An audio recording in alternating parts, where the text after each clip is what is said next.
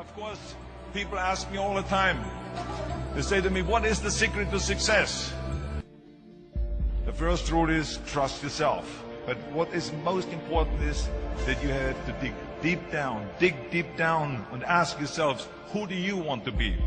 Not what, but who. And I'm talking about not what your parents and teachers want you to be, but you.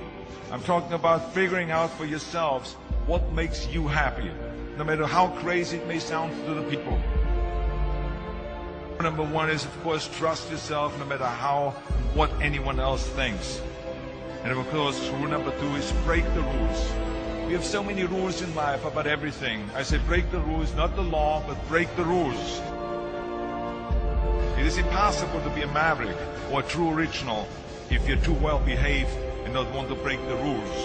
You have to think outside the box. That's what I believe. After all, what is the point of being on this earth if all you want to do is be liked by everyone and avoid trouble? The only way that I ever got any place was the breaking some of the rules. Which of course brings me to rule number three. Don't be afraid to fail. Anything I've ever attempted, I was always willing to fail. So you can't always win, but don't be afraid of making decisions. You can't be paralyzed by fear of failure, or you will never push yourself. You keep pushing because you believe in yourself and in your vision. And you know that it's the right thing to do, and success will come. So don't be afraid to fail. Which brings me to rule number four, which is don't listen to the naysayers. I mean, how many times have you heard that you can't do this and you can't do that, and it's never been done before? I love it when someone says that no one has ever done this before, because then when I do it, that means that I'm the first one that has done it. So pay no attention to the people that say it can't be done. I never listen that you can't. I always listen to myself and said, yes, you can. And that brings me to rule number five, which is the most important rule of all. Work your butt off. Leaving no stone unturned.